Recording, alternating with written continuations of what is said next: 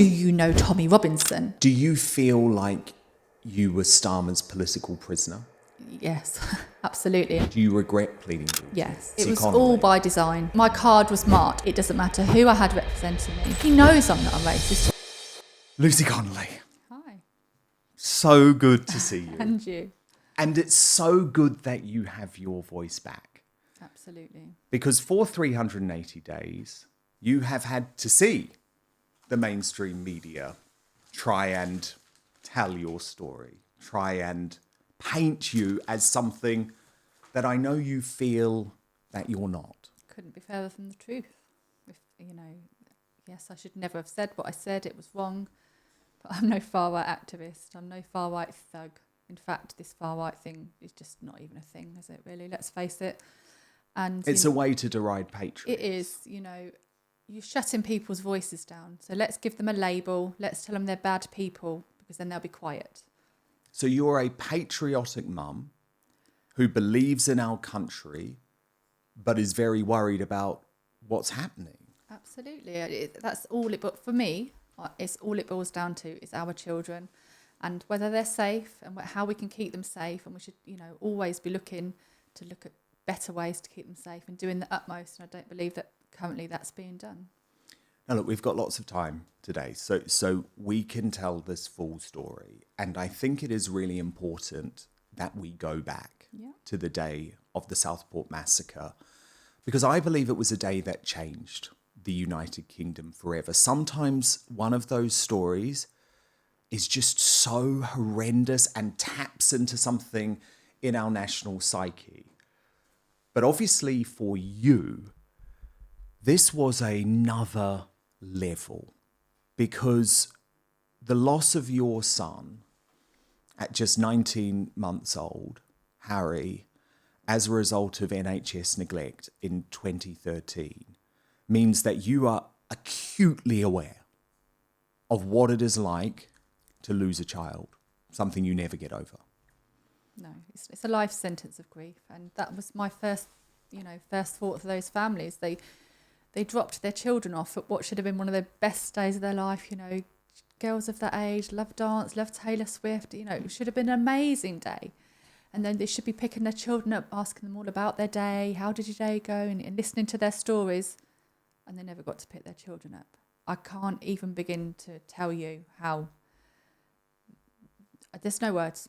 But you know how it feels. I know how it feels, and I can't tell you in any words how their life will have changed and how this will become a life sentence of grief. And of course, we all want to keep, memories of our children alive, and they're doing an amazing job, with their dance school and one of them's running lots of marathons. And I completely understand where they're coming from. They want their girls never to be forgotten and remembered for how amazing they were and happy, and which is amazing. But that's all they have now, isn't it? Memories. Little BB and Elsie and Alice are people, I think, that we all felt the loss of as well.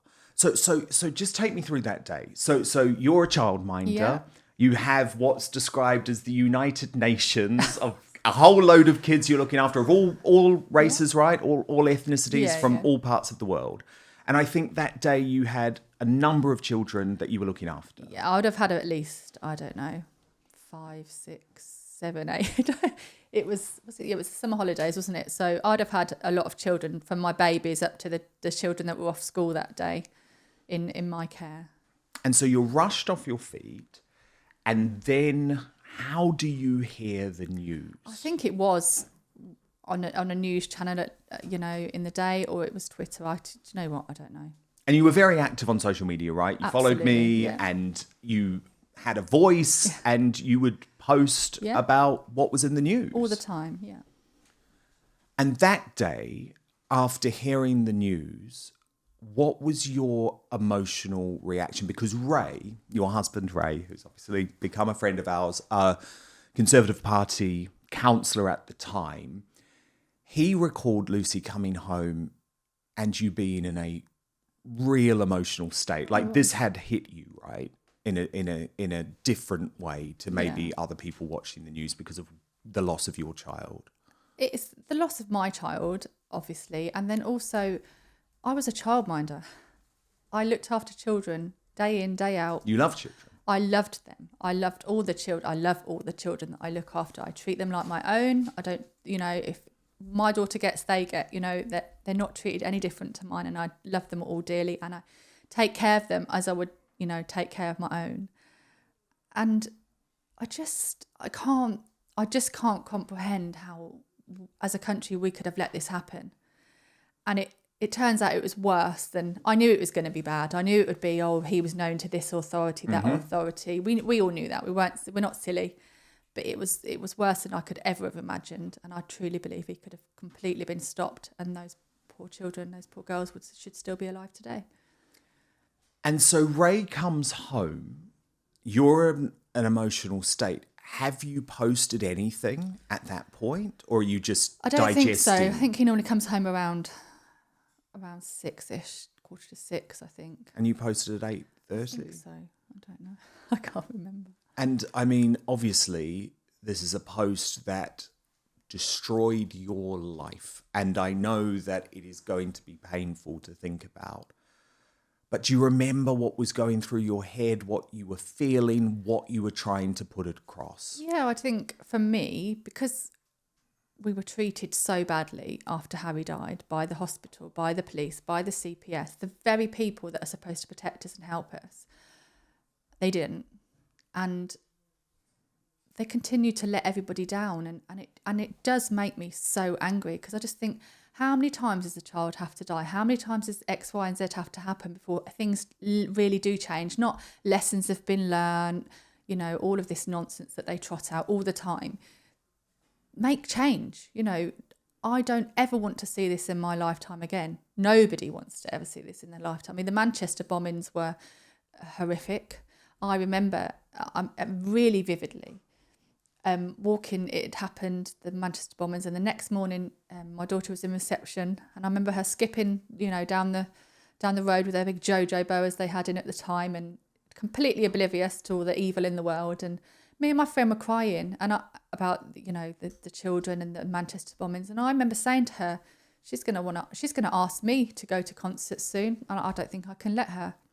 And funnily enough, while I was in prison, she went to Taylor Swift with my sister. And my mum will tell us, an absolute rocking wreck the whole time she was there. And thinking, like desperate to ring and find out that there was home safe, and And there was a terror threat against Taylor Swift's. And there was a terror threat, definitely. Concert. And I remember saying to my mum, she's not going. Mum's like, you can't stop her going, Lucy. You just can't, she needs to go. But you've lost your one child, so the thought of losing your second, I imagine, is unimaginable. I mean, we all worry about our children. All parents worry about their children. But when you've lost a child, you probably unreasonably worry about any living children then, and think, the unimaginable happened to me. And, it could happen again. And for people who don't know, this is not a sob story. No. What happened to Harry was covered in the national media at the time. It was. And even though criminal charges were not brought, and I know that's something that to this day, that is something that's deeply upsetting to you and Ray, it was decided, it was official, that it was NHS neglect that killed your son at 19 months old. And you woke up at 4 a.m. in the morning and discovered him lying dead next to you. Did, And he had to try and resuscitate him. Yeah, it was too late. Can you believe that more than half of you are watching this video but not subscribed? So please do me a huge favour, click the subscribe button now, turn on the notification bell so you'll be alerted to all of our brand new Outspoken videos. And that is a trauma that must never go away. Of course, you can't. Like I said, I don't even have the words as somebody that's gone through that. I mean, it is true. Your brain is very clever, and it does get easier to live with, in the sense of you learn to rebuild your life and kind of move forward. You never move on, you just move forward and you rebuild your life. But that trauma never goes, never. It's always there. And sometimes I'll think about it and I'm like, no, I'm desperately trying to put it to the back of my head. And as well as trauma, I guess it's fair to say a deep distrust of the system. of the establishment? That's probably an understatement, you know. I feel as a family, Harry was massively failed, and then we then continued to be massively failed by the authorities with the lies and the cover-up and, you know, just the lack of empathy and the lack of wanting to do the right thing by the police, by the CPS, by the hospital. Your post on X contained 4 pretty crucial words that a lot of free speech activists have said moves your post from something that people could have claimed was inciting violence to actually being an expression of frustration. And that was, you said, "For all I care." So can you just talk to me a little bit about your post and what you were meaning? Because, of course, one thing that people don't necessarily understand is that when you wrote that, there was no sense or sign that there was going to be any violence whatsoever, that any hotels were going to burn whatsoever. No, of course not. And it was just an emotional outburst. It was just a very flippant, unnecessary comment, which I later thought, you know, you cannot say things like that. Take it down. I knew that. But at the time, in that very moment, I was so emotional, so upset, so distressed.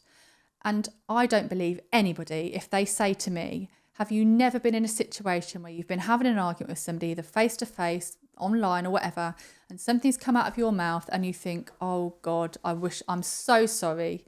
I wish I'd never said that. I defy you to find me anybody that can look me in the eye and tell me that they've never said or done anything they regret. It's 100%. Human nature. So I could obviously just put that on just out of pure rage. If anything, it was more of a rage. And like you said, there had been no riots. There had been no, you know, burning, you know, setting fires to hotels. There had been no attacks on police and all of these things that were to follow. It came much later. Days later. Well, a good week later, you know. And as soon as that did kick off, I was the first one to go, oh my God, what are they doing? If nothing else, it's not the way to get things. We know that that's not the way to get things done, and we're never going to get listened to, you know, behaving like that. And I tweeted as much. Please stop this. This is not the way, you know, to be heard. And those words, "for all I care," make it clear that you were not attempting to incite violence. Of course I wasn't. Like, you'd have to be not really in your right mind to actually, like I said, what we say and what we do and mean are 2 very different things, especially when we're in an emotional state, you know. I mean, I've never said it to anyone, but I've heard people tell people to drop dead and all sorts and gone, you know, like, you can't say that. But they don't mean it. They're just really, really angry. And then they'll calm down and they'll apologise. I'm so sorry. I take that back. I really didn't mean that. And all is forgiven. But obviously I wrote mine down. So it was, and as we know, you put something on the internet, it's there forever. And you went out, you walked the dogs, calmed down after what had been a really difficult day, get back to your house and completely unprompted make the decision to delete the post. Absolutely. So that's my thing with me. Like, if I get angry or upset, my thing is exercise. Go to the gym, go for a walk, go for a run, calm down, be away from people. You know, when they're annoying me at home, going out, walking the dog. So, you know, I went out for quite a while, put my AirPods in, just walked and walked, calmed myself down, came home, picked up my phone and thought, you cannot write that. That is not an okay thing to write. Took it down.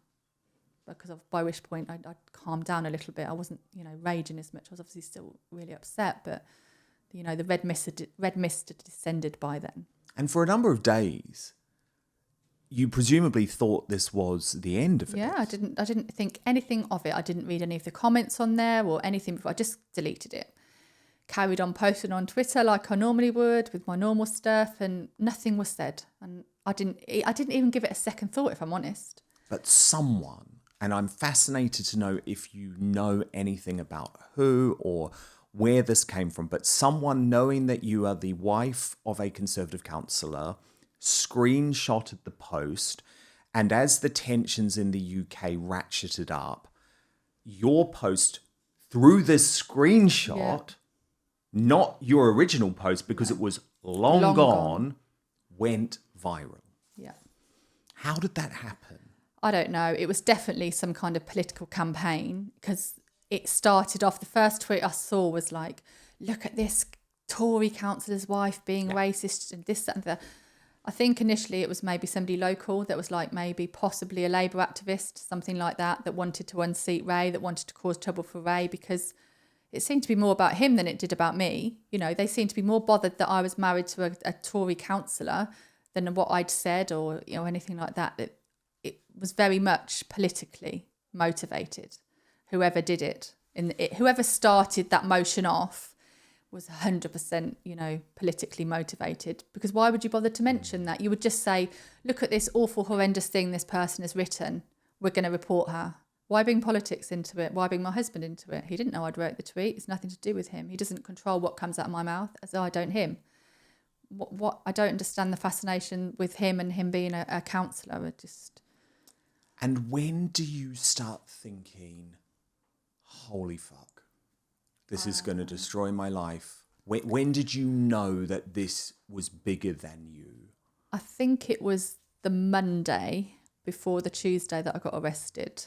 And I said to Ray, I had to fess up at this point. I had to say to him, I've done this really stupid thing. I explained the situation. Because you could see it exploding online. I could see, and I know I tried ignoring it. I tried deactivating for the day. It just carried on. It got bigger and bigger and bigger and bigger. And I was thinking, oh God, you know. So I had to fess up to him. I think it was the Monday night, and I told him what I'd done, and I was crying. He's like, okay, just calm down. It'll be okay. It'll be okay. You know, they're not going to come for you. The police aren't going to come for you. You just, you know, a mother and a childminder at home. They're not going to come for you. Don't panic. You know, just trying to, you know, you were stupid. You shouldn't have done that. I've told you before about running your mouth off. You know, like, we're very different, Ray and I. He will take time to collect himself and have a good think about what comes out of his mouth first. And I could probably, you know, do with taking a leaf out of his book, because I'm just like straight in there with, you know, rah. But and he's always telling me, please don't say that. You know, yeah. Like, so was he angry? No, he wasn't angry with me. Ray's not an angry. Ray's really calm. Like, he is.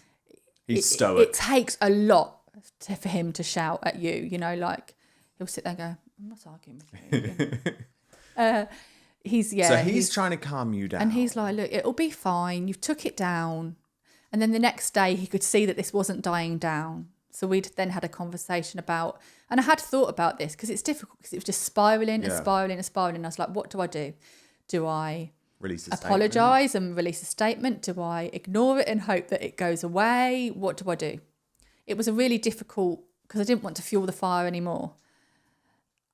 I didn't really know what to do, so I just ignored it. And then I spoke to him, this was the Tuesday, and he said, look, I've been speaking to some of my colleagues and I've been thinking, and we're all in agreement that, yeah, you probably should issue a statement, you know, but be very careful what you write, because you obviously don't want to add anything, offend any more people.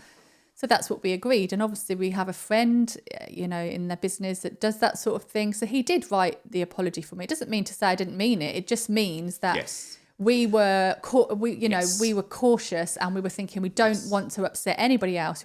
I need to be really careful about what I put out here. This is what happens when you're caught up in a crisis and a scandal. I mean, I've gone through this whole thing. People call it the hostage video apology, because you lose all sense of what's happening when you're at the center of one of these storms. And so usually someone else does end up drafting one of these things for you and saying, put this out and it will all be okay. I'm not a media personality. I've never done TV. I've never done, you know, sometimes I guess, as you know, it comes with the territory and what you guys do, but I'm not in that game. Yeah. So I was like, oh God, you know, what am I going to do? So the statement is drafted. At what time do the police turn up at the house? I think it was about 3:30 in the afternoon, 2:30, 3:30 in the afternoon. No warning whatsoever? No, they just turned up. And what happens? How many police? So there was 2 initially. So I just literally got back from taking Edie to the golf club, I think. And then they were ringing the doorbell, and she checked and I said, it's the police. And she was like, why? I was like, I think I know. And I was like, so I pulled back up on the drive, and I didn't have many children that day because my car was in for service, my big car. So I had Ray's car. That was another nightmare in itself, because he was kind of stuck at work then and someone had to go and pick him up. So the police were just leaving. But I thought, do you know what? Just get this over and done with. They're going to come and tell me off. They're going to come and tell me off for posting that post. Rightly so. Didn't for 1 minute think they were actually going to arrest me and cart me off. I had other people's children. I had my own child there. I had other people's children there. So I actually crossed the road and I said to them, I think you just knocked on, I think you just rang my bell. I think you're looking for me. And they were like, oh, yeah. I said, come on in. So they came in. That was it. As soon as they came in, we're arresting you, normal speech. Where's your phone? And I said, well, I've got the children here. I can't just go and leave the children. I need to get Ray home to come and sit with the children. But first, let's be honest, you're watching this because you know the mainstream media can't be trusted anymore. The so-called fact checkers, they're just part of the same corrupt club. And who can forget the scandals they helped cover up or spin? Brexit lies, the COVID chaos, the relentless smears against Donald Trump. Well, I've had enough of being misled. That's why I've turned to Ground News, today's sponsor. It's the one place I go to slice through the spin, cut out the noise, and finally see the truth for myself. Go to ground.news/outspoken to check it out for yourself. My favourite feature is the blind spot feed. It shows you which stories are blowing up on one side of politics but barely mentioned on the other, the clearest way to see media bias in action. So let me show you a story the left is ignoring. The terrorist mastermind of the 7/7 attacks could soon be back on London streets despite police fears. You'd think this would be a huge story everywhere, right? But left-leaning outlets have barely touched it.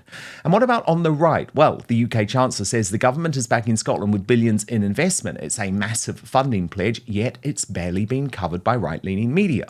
With every story, Ground News shows you the entire spectrum of who's reporting from left, right, and centre, along with how reliable each source is and who owns each outlet. It's everything the corporate press doesn't want you to see. I know you love keeping up with the news, but like me, you don't buy what the legacy media are selling. So this gives you the tools for yourself to see what's really going on without the spin, without the manipulation, and without being told what to think. It's the only way I read the news now, and clearly many of you agree, as Ground News has over 10,000 five-star reviews. So go to ground.news/outspoken and stop letting the mainstream media decide the truth for you. If you subscribe through my link, you'll get 40% off the Vantage plan. That's the one I personally use for unlimited access. Supporting Ground News also supports Outspoken, so thank you for helping me keep doing what I am doing here too. That's ground.news/outspoken. But now, back to the show. Are you panicking? Yeah. Are you crying? I don't know. I wasn't crying. I was just like, shit. Like, this is not my world. Don't forget, this is not my world. I've never had the police on my door, and I wasn't expecting to be arrested. I was expecting to get a telling off. So you thought you were probably going to get a bit of a slap on the wrist? Yeah. So you're taken to the station? Yeah. So Ray came home, and more police turned up because they were making a hoo-ha about like leaving the children and stuff. Even though I showed them his DBS check and the permission he's got to, the children love Ray more than me. And so he stayed with the children. They took me off to the police station. I think by this point it was maybe about 3:30, something like that. And then I waited for a while, called the solicitor, had an interview with 2 members of CID. Obviously, prior to that, I'd explained myself to the solicitor. She said to me, I think you've just explained yourself really eloquently there. And I think the best thing to do here is go into that interview and just tell them what you've told me, because I think you've explained yourself really well. So that's what I did. At no point did she stop the interview and kick me under the table or think, give me any indication that what I was saying might, further down the line, incriminate me. Because what you said in that interview, the political statements you made were then used against you in quite a dishonest way. They would just twist it. Well, it just wasn't what I said. We had this I had this conversation with the police about, I'm well aware of the difference between illegal immigration and legal immigration. I'm well aware as a country we need immigration. Where would we be without it? I know that if I go to the hospital now and I said I didn't want to be treated by an immigrant, I wouldn't get treated. I work for doctors that are immigrants, that are the nicest people I know, and I would happily be treated by them. So it's not a case of I don't want any immigrants and, I know there are some people that truly believe we don't need immigration and no immigration should. I'm not one of those. So I explained myself to them and I said, it's simply that I just don't believe that these people in these hotels should be allowed to roam our streets when they haven't been checked. We have no idea who they are and for what purpose. And whilst I appreciate most of them are really probably decent people and just here for a better life, if there's one person in those hotels that could harm our children, that is one too many. And that was then used in, I believe, the statement by the CPS to suggest that you had expressed anti-immigration and even racist views in the past. That I didn't like immigrants. That I think their words were, Mrs. Connolly said she didn't like immigrants and they're a danger to our children. That isn't what I said. It was completely twisted. And I will eventually at some point release that interview. So that everyone can see for themselves that what the police said and what the CPS said are two very different things to what I said in my interview. And when did you learn that you weren't coming home? So they released me on that Tuesday, and it says in the paperwork that there was not enough evidence to charge me, and they bailed me with conditions not to post on social media, which I kept to. I did not break those bail conditions at all. So I just didn't post on social media, deactivated my Twitter account, and then, just tried to carry on with life as it was, working and stuff. But I was clearly, very, very anxious and not that well. Then it got to Friday morning and I'd got up, got showered, and I was just putting the bins out. And down comes a police car at 7-something in the morning. And I just knew, I thought, they're coming for me. And I thought maybe they were going to ask me to come in on a voluntary basis to add or what have you, because they'd obviously already arrested me and released me. No, arrested again, da-da-da-da-da. Got to the police station very early, about 8 in the morning, 8ish, something like that. And I said, can you get the same solicitor back? Because she knows the story, the backstory. She came, I spoke to her. She said, these are different things now. They've got more stuff. I said, what stuff? She said, well, they won't tell me. They were playing silly beggars and they were not passing her the tweets. So she, at this point, wasn't aware what they'd got and stuff like that. And they were trying to do they'd got this paperwork and that she couldn't see, I couldn't see. And they were trying to do this whole one at a time thing. And she was like, if you continue to do this, I am going to stop the interview at every piece of paper, make you leave the room and discuss this with my client, So they finally relented, gave her all the tweets that they... And these are your historic These are tweets. my historic tweets that they were, saying that they were racist or derogatory tweets. But they weren't. I mean, there was a really simple explanation to all of them. But funnily enough, they hadn't got the original tweets. They'd just got my replies, and there was a lot cut out, and it says in the paperwork, it says tweet not available, and then it will say my reply. So I suppose on paper it could look quite bad. So, for example, there was one about a Somalian. It stemmed back from a video that actually Tommy Robbins, it was originally on one of Tommy Robinson's pages. My friend had tagged me in it and said, this is near you, Lucy, please be careful. It was a really innocent post.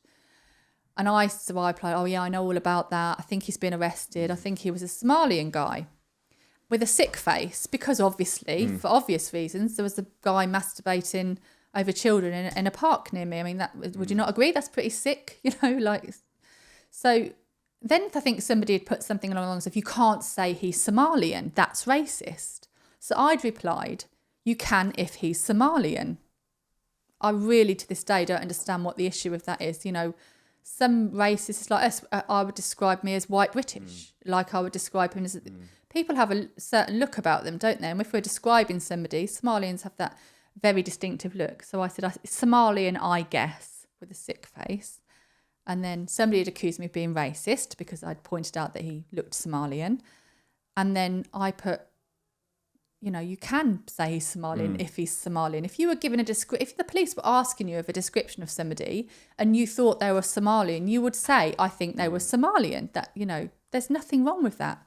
Like you'd say, I think they were Asian. I think they were white British or whatever you were describing. So what was clear is that there was an attempt being made to try and paint you as a prolific poster. Absolutely. This is not a one-off. Yeah. We've got a bad one here. Yeah, absolutely. And there was another post where a very good friend of mine that I speak to on Twitter all the time had had called me a derogatory name, as he does. I laugh. And I'd called him another word for a do as you likey. Long story short, we'd all been on a group call on a Saturday night, had too much whispering angel. He was on holiday in his caravan. And then he couldn't get on the call, He'd put, I just wanted to get on the call and call Lucy a brummie, see you next Tuesday. To which I replied, well, you can't, you know, it was friends. It was banter. It was banter. Friends having banter. That's all it was. But they were like, you know, and then the solicitor's going, well, surely if you've got taken issue with her saying that to him, you're taking issue with him saying that to her. Oh, we can't find him. And obviously I wasn't going to help them find him. And so that was all that was. It was literally a really innocent post between two friends. And like I said, they hadn't seen what I mean, if I showed you the card he sent me while I was in prison, you'd understand. You had a unique We had humour. that, yeah, we have that thing going. And after that interview, is that when you were told that you were going to be remanded in custody? Yes, so this was very early on in the day. They interviewed me. We did a no comment interview, but with this written statement for that one. So she went through each tweet with me there and said, right, what is this? What is its meaning? So she wrote, some of it she just completely left out because she said it's so silly that I'm not even dignifying it with a response. And, you know, I was in my interview going, do you know Tommy Robinson? And she went, doesn't everybody know Tommy Robinson? You know, it was that I could see where this was going. So they asked you in your interview in my about second Tommy interview, Robinson. do I know Tommy Robinson? But did they mean, did you know him personally? Yeah, that's what they were implying and that's what they were asking me. And I didn't answer that. My solicitor answered in my behalf and went, oh, I think everybody knows Tommy Robinson. It's of no relevance, move on, you know. Are you a racist? Do you know Tommy Robinson? That was the sort of things they were asking me, and I was just no comment, because that's what I'd been advised to do. She did a written statement explaining where she thought it needed explaining, what each tweet meant, and then obviously I had to go back in the cells, and I was going, you can let me out, you can let me out. You know, at this point I did not think for 1 second they were going to remand me. No. I just saw those tweets and I thought, what a load of crap. Are you serious? Are you seriously asking me if I'm a racist because you've made a joke? I've pointed out somebody, described somebody, or I've made a joke to my friend? Come on, get real. That was my thoughts at the time. So no idea you're not going to be going home. So then the day went on and they kept me there and they kept me there and they kept me there. And I was thinking, what on earth is going on? They've had their interview. She'd also put in a complaint, the solicitor, because she was like, why did you rearrest her? Why did you not bring her in for a voluntary interview? You've already arrested her. She's already given you a statement. Why are you bringing her back in on a rearrest? So that she put that in. Their excuse was this is a different charge. It wasn't. It never was. It was all part of the same thing.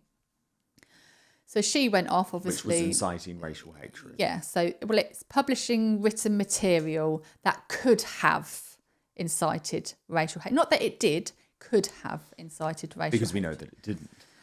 And so when are you told? And not quite late that evening. And by this point, I was getting really restless and I was like buzzing on the buzzer all the time going, please, can you, because nobody talks to you in that place. They dump you in there. You know, my anxiety was through the roof. The only people that were seeing me was the nurse and doctor, you know, feeding me tablets to bring my, you know, crazy blood pressure down. And they don't update you. They don't tell you what's going on. You just buzz, we're busy. We're waiting for an answer from the CPS. We're waiting for an answer from the CPS. That's all they kept saying. And then I think they came about, it was late in the day, 8, 9 o'clock at night, and said, follow me, you know, and they take you to the desk, don't they? And they charge you, and they read out the charge, and I didn't say anything. It says no comment, because I was just like, you know, and you just cannot believe what's happening. I was like, this cannot be happening, you know. And then he went, and we're remanding you. We're not giving you bail. You'll stay here and appear at court in the morning. I was like, what? And then I just remember having a phone call and crying to Ray saying, Ray, they're not letting me go home. And he was like, what?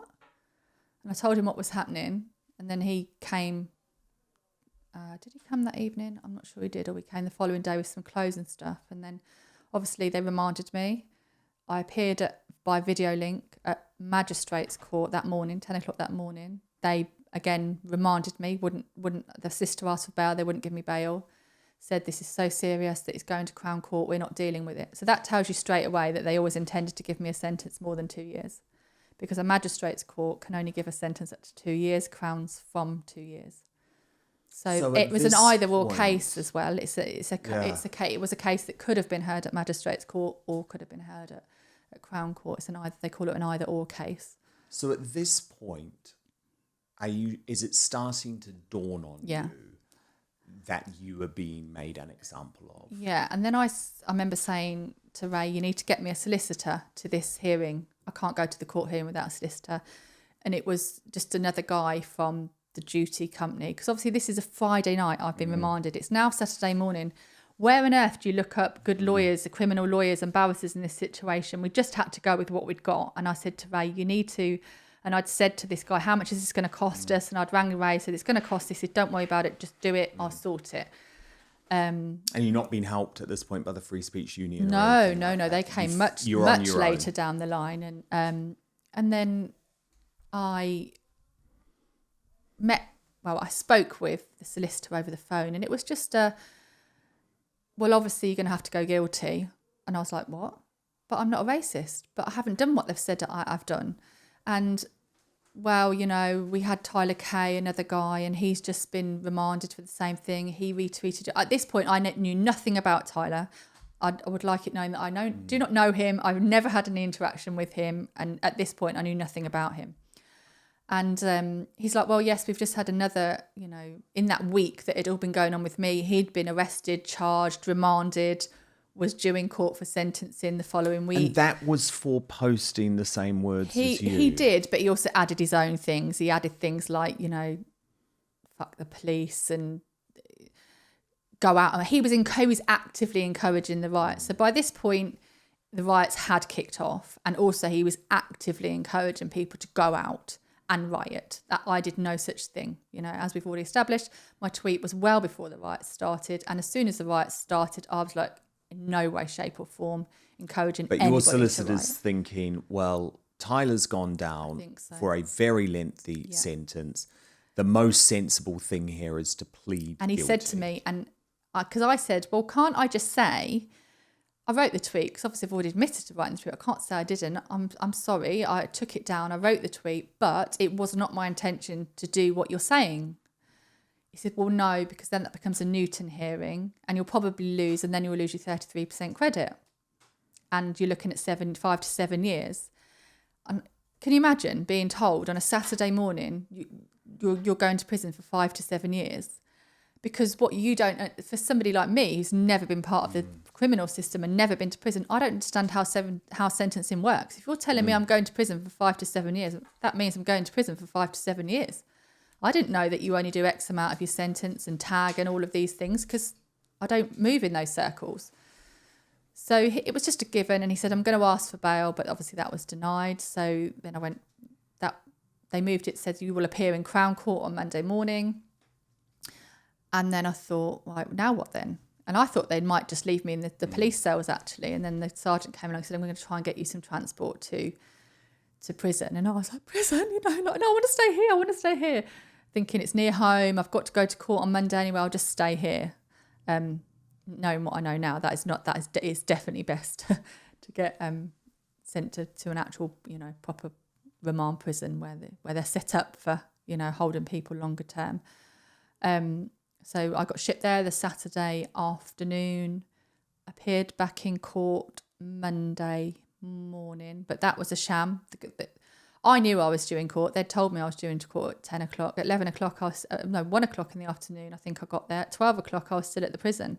They'd messed all the transport up, and then they were panicking, going, the Crown's calling for you, we've got to get you. And then they were trying to get me a taxi. Then they finally got me transport. So that added to my stress. I'd been hauled in, remanded instantly, not really been able to get any legal advice, taken straight to court, late for court because I'm thinking this is going to get me into even more trouble because I'm now 3 hours late for court, which was out of my hands. And then that was the first time that I met my solicitor, Liam.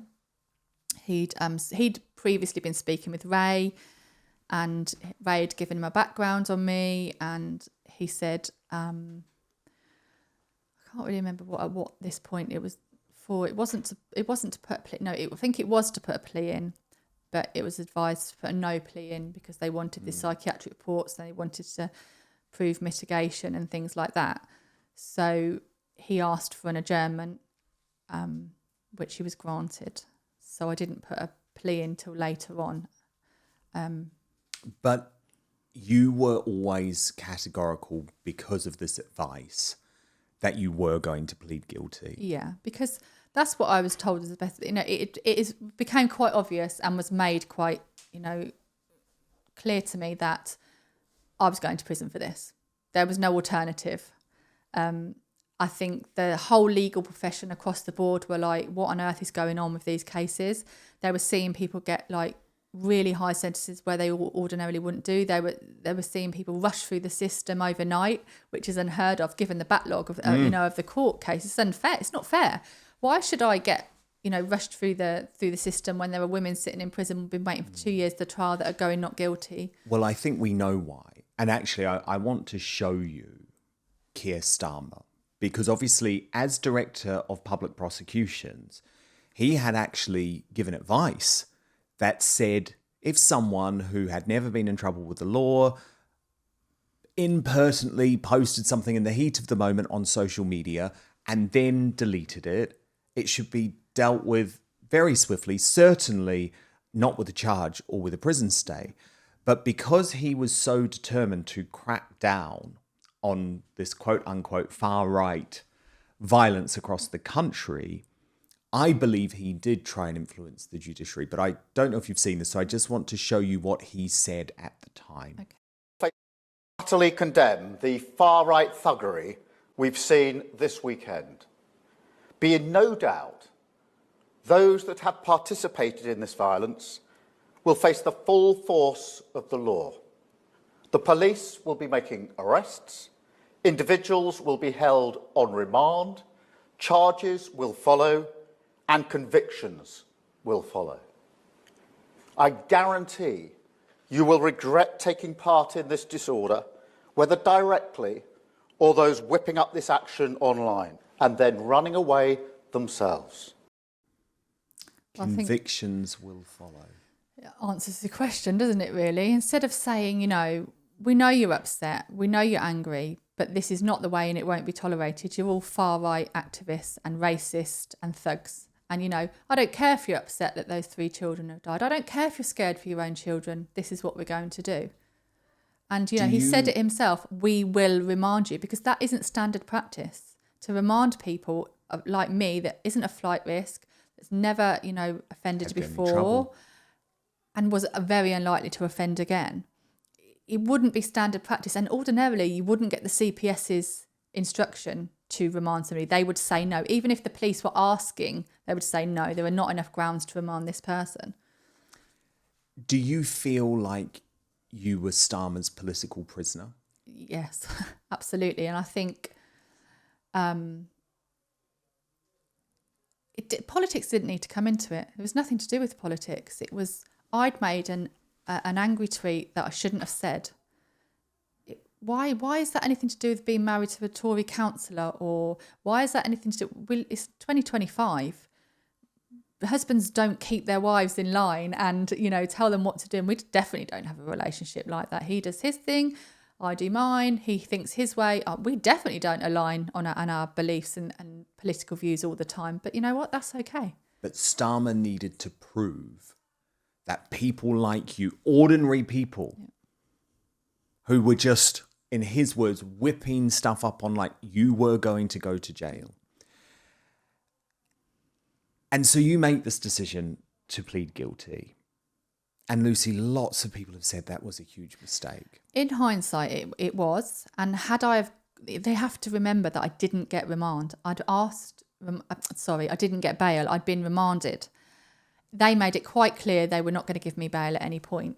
So you're in jail? So I'm in jail at this point, being told that I'm looking at 5 years, not really understanding how the system works, crying, thinking my daughter's going to be this age, my dog's going to be dead by the time I get home, I'm going to be this age, I'm going to prison for all this time. And you have a solicitor advising you. I've got a solicitor advising me to go guilty, to get my credit, to get time off. The discussions we'd had, I thought I'd have been looking at a lot lower sentence than what I did get. He also told me I'd be eligible for tag. I wasn't. And the conversation we had is you'd probably be home by Christmas. go guilty now, you'll be home by Christmas. So in my mind, it got to the point where all I cared about was what is the quickest way home to my daughter and my family. Yes.